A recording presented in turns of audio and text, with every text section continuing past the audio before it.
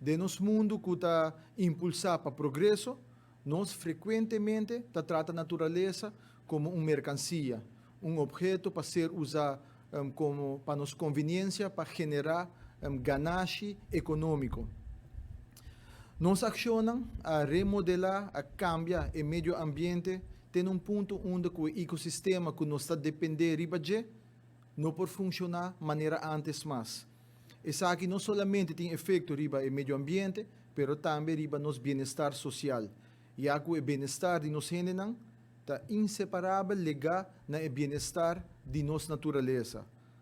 Particularmente Aruba, sua economia que é testemunho de independência aqui.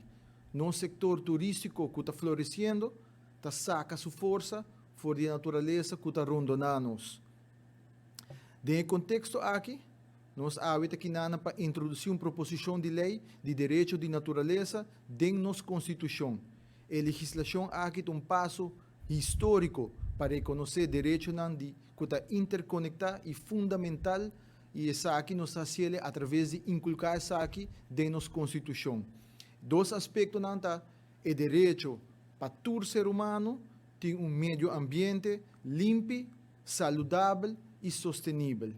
E é de dois aspectos tá é direito de natureza de sumês, tanto riba terrena, pero também riba terra, pero também com boa água, para é direito para conservação, restauração e também regeneração. É dois direitos na aqui que está interconectado e fundamental.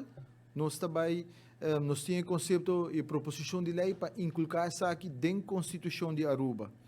Reconhecendo o direito na aqui de natureza, nós está afirmar que a natureza não é um objeto para ser explotado, mas é um sujeito vivo com direito inherente.